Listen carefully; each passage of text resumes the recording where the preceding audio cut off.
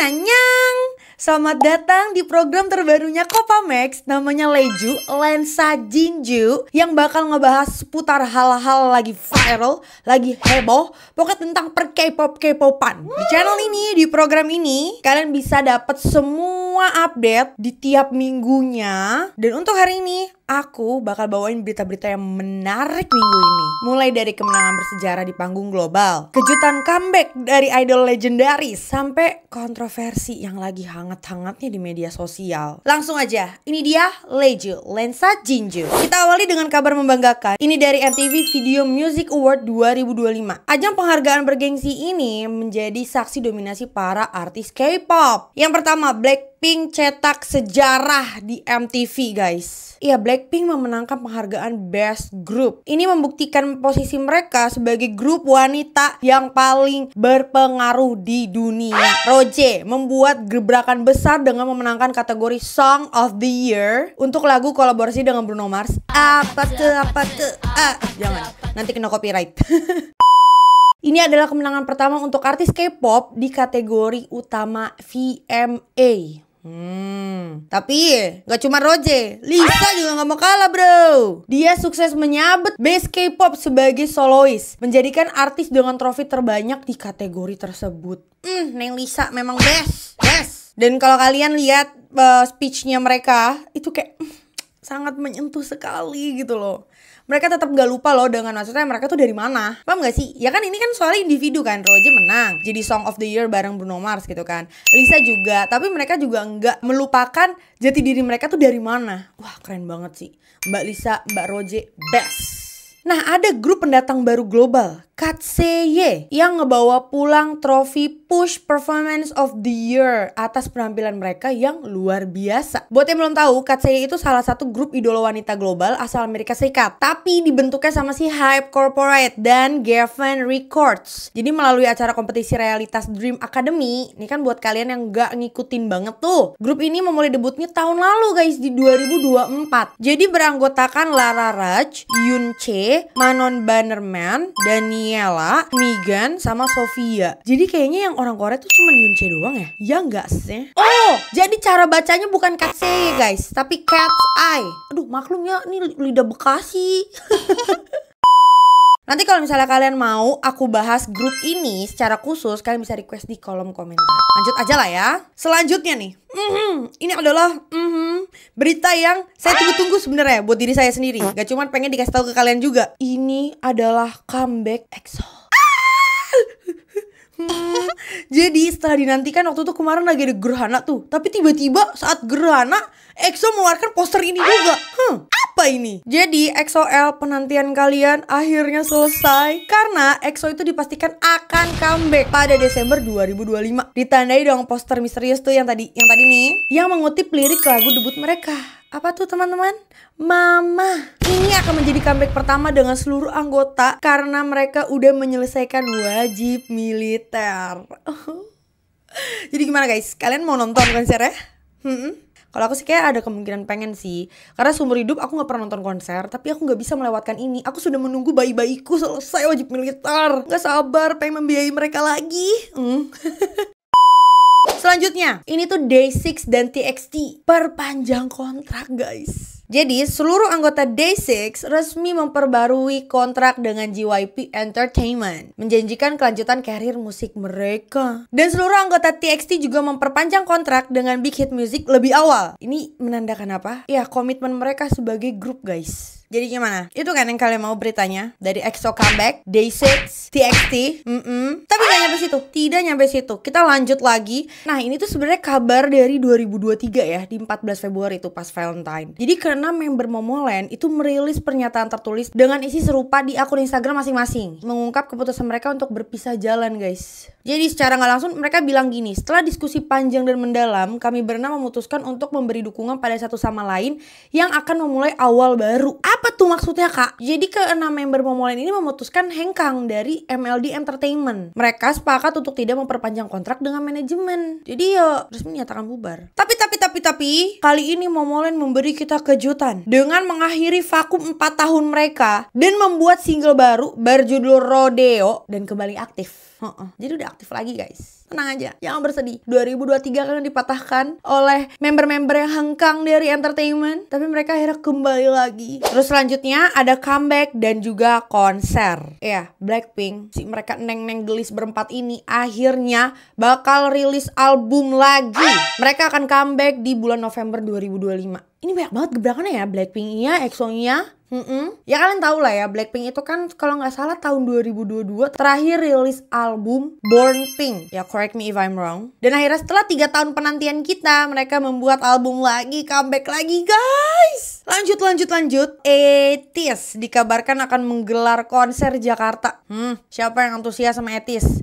Temen gue banyak sih yang ngefans sama Etis sih. Dan semoga ya guys ya, karena kan dari kemarin-kemarin tuh, nggak dari kemarin sih, karena kan sering banget tuh ya kejadian huru-hara konser K-pop idol di Indonesia, ya kan? Atas ketidaktanggung jawabnya promotor dan lain-lain isu-isunya. Jadi kalian harus tetap be safe ya guys ya. Selanjutnya ini dia Lee Seraphim, menjadi girl group K-pop pertama yang tampil di panggung America's Got Talent. Dan mereka membawakan lagu Anti-Fragile dan Hot. Gimana? Dari mulai yang memberi kejutan sampai comebacknya Blackpink setelah sekian lama, 80s yang mau konser, dan juga Lee Seraphim, ini gebrakannya pada ada banget ya kak ya. Kita lanjut kali ya, karena masih nggak nyampe di sini nih guys videonya. Kita bakal lanjut ke yang paling gong di akhir segmen kita, itu tentang skandal. Ya kan kalian pasti sangat menyukai skandal kan? Karena gak cuman gebrakan-gebrakan dari beberapa K-pop idol yang positif, tapi ada juga yang gak bisa dibilang negatif juga, cuman ya ada ke arah negatif, cuman ya namanya kontroversi lah ya guys ya. Tapi apa aja sih memang skandal-skandal dan isu hangat yang sedang terjadi di dunia K-pop ini. Oke lanjut, ini beritanya Song Han-bin dari Zero Base One. Karena kan lagi jadi bahan perbincangan nih penampilannya di acara YouTube Kondehi itu tuh, memicu kritik tuh karena dianggap terlalu buat sebagian orang. Nya tuh apa? Jadi ada kejadian, nih gue singkat aja ya. Hanbin ini kayak sering mengeluarkan suara aneh gitu, kayak menyerupai desahan ya saat melewati posisi tidur. Dan hal ini dibilang gak etis. Jadi ya udah menimbulkan banyak kritik. Sampai akhirnya Hanbin sendiri itu udah ngebuat 3 kali permintaan maaf dan menyampaikan penyesalannya guys. Nah meskipun kontroversinya muncul, banyak sebenarnya fans-fansnya tuh membela Hanbin, menyatakan bahwa ia memiliki karakter yang baik dan mungkin gak bermaksud melecehkan. Jadi kayak orang kaget gitu loh, paham gak? Ya cuma mungkin mengeluarkan suaranya yang terdengar tidak etis bagi orang-orang. Nah gak cuman fans-fans yang lokal-lokal aja nih, fans internasional juga mengungkapkan keprihatinan bahwa kejadian ini dapat membuat Hanbin menjadi enggan terbuka di masa depan. Ya mungkin atas ketidaksengajaannya, dan akhirnya dia jadi lebih was-was lagi kan, ingin melakukan sesuatu. Tahu sendiri kan Korean netizen tuh seperti apa kan. Dan untungnya dari pihak YouTube Kondehi ini udah menghapus bagian-bagian video yang menimbulkan kontroversi itu dan menunjukkan tanggapan terhadap situasi tersebut. Nah menurut kalian gimana guys? Kalian udah nonton belum sih YouTube-nya? Tenang, masih ada lagi. Ini bener-bener gebrakan tiap minggu ada aja. Ini dia yang kemarin sempat heboh banget di story teman-teman gue. Super Junior mengadakan konser di Jakarta dan merayakan 200 konser, 200 manggung, 200 event. Jadi 200 kali konsernya itu dirayakannya di Jakarta guys. Bukan kayak 200 kali udah ke Jakarta ya, bukan.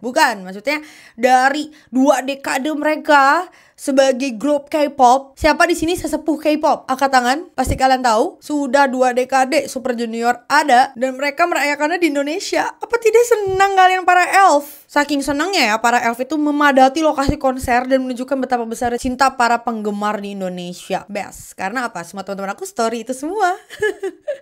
Tapi sebelum berangkat ke Jakarta, Siwon Super Junior itu sempat ada kontroversi tuh guys. Jadi banyak warganet yang mengkritik perilaku Siwon Choi yang mengunggah pesan bela sungkawa untuk, ya itu kalian tahu yang terjadi di Amerika Serikat kemarin yang menimpa Charlie Kirk, ya itu pokoknya. Karena kan kalian tahu juga kontroversi yang sudah dilakuin sama Charlie Kirk ini. Ya sedikitnya ya nih, kalau kalian emang gak ngikutin kasus-kasus Amerika Serikat, Charlie Kirk itu selalu buat pernyataan-pernyataan yang dia itu sangat mendukung genocide. Nah itu salah satunya ya. Dan dia juga suka ngasih statement-statement yang menjelaskan kalau dia itu Islamofobik. Ya tau lah kontroversinya dia lah. Karena dia anak kesayangannya Trump. Bukan anak kandung, bukan. Tapi maksudnya dia pendukung setianya Trump gitu loh. yang saking setianya nih disayang banget dah pokoknya sama Trump. Itulah, itu sedikit kisahnya si Charlie Kirk. Kalau misalnya emang kalian penasaran, sebenarnya aku mau bahas di YouTube aku sih, di Cerita Jinju. Cuman kalau kalian nggak penasaran ya udahlah ya, nggak apa-apa kok. Cuman karena pesan bela sungkawa itulah yang ngebuat para warganet ini nih seakan-akan kalau malah berbela-sungkawa sih sama orang yang mendukung genocide dan juga Islamofobik gitu loh. Paham gak sih? Jadi yang penuh kontroversi ini sebenarnya Charlie Kirk, bukan si Siwonnya. Cuman karena si Siwon ini menggugah pesan berbela sungkawa, seakan-akan dia ini mendukung gitu loh. Ya sebenarnya nggak tahu juga sih. Kalau dari POV gue sih ya karena cuman dia lagi viral dan dia tuh maksudnya di unsi gitu kan, di itu kan dengan cara di door ya kan, di depan halayak umum. Jadi mungkin sebagai manusia ngerasa simpati kali ya, kayak ih kesian banget gak sih orang harus diumumin di depan orang-orang, ribuan orang, 3.000 orang apa ya, kayak secara tidak hormat gitu loh ininya gitu. Cuman ya nggak tahu juga. Kalau menurut kalian gimana? Coba boleh komen di kolom komen. Dan itu tuh pas banget soalnya sebelum konser di Jakarta. Makanya pas lagi huru-hara itu mereka mau terbang ke Jakarta, itu banyak banget tuh wartawan sekalian juga ngeliput berita itu gitu. Sebenarnya nggak lama dari itu, karena udah dapat banyak kritik, Siwon itu udah ngapus unggahannya. Tapi ya namanya netizen ya, merasa kayak kok malah dia ada begitu tuh, malah dihapus gini. tapi alhamdulillahnya itu nggak mengganggu konser sama sekali. Konsernya tetap berjalan dengan meriah. Bahkan mereka tadi aku bilang kan ngerayain 200 kali mereka konser ya kan. Udah lanjut. Ini adalah berita terakhir yang gue gak ngerti lagi dengan, maksudnya gini, ya kita memanfaatkan AI itu bagus, tapi untuk hal yang berlebihan itu tidak bagus. Oke? Jadi baru-baru ini muncul tren yang digandrungi sama warganet nih, khususnya para penggemar K-pop, yaitu apa? Polaroid Gemini AI. Bahkan ada yang ngasih tutorialnya kayak tolong bikinin aku foto ini dengan ini kayak gitu loh. Terus jadi langsung fotonya. Dan wah, real banget gitu loh fotonya. Kayak gak kelihatan pelsong. Bagus gitu hasilnya. Cuman menurut gue, untuk foto yang kayak samping-sampingan, ya namanya kita sebagai fans gitu ya, pengen banget punya foto kan, yang gak tahu bisa tercapai apa enggak gitu. Satu, kita pasti punya kehidupan, kayak kita gak mungkin ngambur-ngamburkan banyak uang yang udah kita tabung untuk bisa nemuin artis K-pop yang bener-bener bisa sampai foto. Untuk konser mungkin masih banyak banget orang-orang yang bisa dong. Tapi kan untuk kayak punya kesempatan foto bareng itu agak susah ya kan. Dan itu pasti butuh uang banyak atau waktu ya kan. Perjuangan ya ke Korea lah atau kemana nyamperin bla bla bla. Dan itu kan juga belum menjamin bisa foto bareng ya kan. Nah makanya mereka buatlah tuh foto bareng. Tapi yang jadi kontroversi adalah pose yang tidak senonoh ya. Maksudnya gini, dulu gue pernah waktu itu bikin foto samping-sampingan sama Jin BTS dan itu sempet dihujat. Halu loh, gini. Padahal itu udah kelihatan banget editannya karena kan itu di crop ya. Kelihatan kontras fotonya sama gue sama kontras fotonya Jin BTS tuh waktu itu. Cuman wah, hujatan gitu. Tapi kenapa setelah ada AI ini nih yang lagi Polaroid Gemini AI pada ikutan FOMO? Dan gak apa-apa sebenarnya menurut gue untuk lo foto samping-sampingan yang kayak seakan-akan ya lo bisa punya foto bareng sama idola lo yang lo cetak lah, lo kenang lah, kayak ih ya ampun, walaupun sebenarnya hak lo juga ya. Tapi banyak yang udah melewati batas dalam artian adegan-adegan yang sangat tidak senonoh. Oke, sebenarnya banyak yang ngejudge kayak lo udah pakai kerudung adegannya gak senonoh. Gue gak mau bahas itu. Gue gak mau bahas cara berpakaiannya. Gue mau bahas pokoknya adegan fotonya ya. Itu sebenarnya apa? Melecehkan K-pop idol kita sendiri gitu loh. Paham gak sih? Adegannya ada yang cium lah, ada yang wah, pokoknya menggambarkan keintiman gitu, kayak layaknya pasangan. Menurut gue udah berlebihan karena coba deh kita manusia biasa nih, bukan artis ya, kita bukan artis, kita manusia biasa. Terus tiba-tiba ada yang bikin foto tidak senonoh kalian menggunakan AI. Kalian marah nggak? Kalian tersinggung nggak? Ya tapi kan dia artis, dia harus terima konsekuensinya. Dia manusia bro, mereka juga punya perasaan gitu loh. Mereka nggak ngapa-ngapain, tiba-tiba mereka dapat foto yang kayak tidak senonoh ini menggunakan wajah mereka. Apa tidak kesal? Tapi ini nggak cuman berlaku untuk artis K-pop ya. Banyak banget artis-artis Indonesia, artis-artis luar negeri lainnya yang dipakai untuk diedit, dimasukin AI ke adegan yang tidak senonoh. Banyak banget. Jadi sebenarnya sempat ada yang speak up. Akhirnya ada yang speak up untuk hal ini tuh tidak bisa dibenarkan. Untuk hal-hal yang berbau melecehkan K-pop idol kita sendiri. Hashtagnya tuh respect our idols. Ini rame banget waktu itu di X. Nah ribuan komentar pun muncul. Ada yang kayak mendukung, ada yang malah ya udah sih ini kan cuma buat have fun.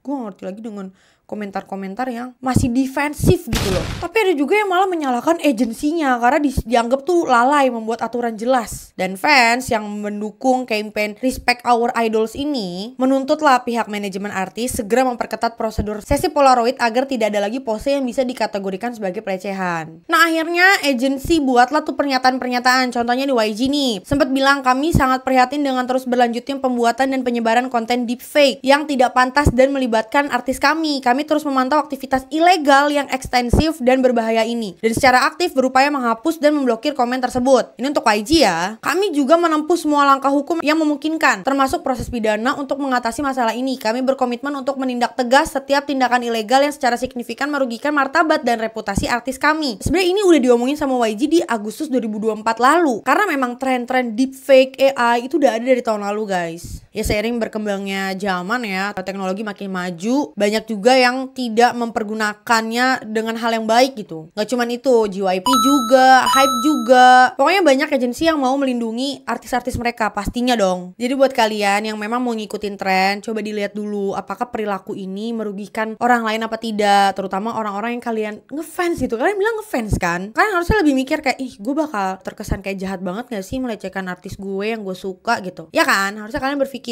gitu. Tapi kalau untuk sejauh yang tadi gue bilang, kalau untuk kayak samping-sampingan, seenggaknya kayak kalian punya, iya ampun gue udah foto sama ini walaupun halu gitu ya, buat kenang-kenangan, buat dicetak dan lain-lain, itu nggak masalah menurut gue ya, karena nggak melanggar batas gitu. Tapi menurut kalian gimana? Apa memang sama sekali nggak boleh? Coba kita diskusi di bawah yuk. Oke. Videonya ternyata panjang banget ya guys ya. Gimana? Apa pernyataan gue ini kurang lengkap membawakan berita? Atau Kak dikit aja kak, capek ngikutinnya, huru haranya banyak banget. Atau kayak gitu? Coba kita diskusi yuk di kolom komen yuk. Oke, sekian video kali ini. Dan mohon maaf kalau memang aku ada salah-salah kata. Maklum ini YouTuber pemula. Jangan lupa buat subscribe. Nih, klik tombol di bawah dan nyalakan juga loncengnya supaya apa? Kalian gak ketinggalan video-video terbaru dari Copamex. Salah satunya video lensa Jinju. See you guys.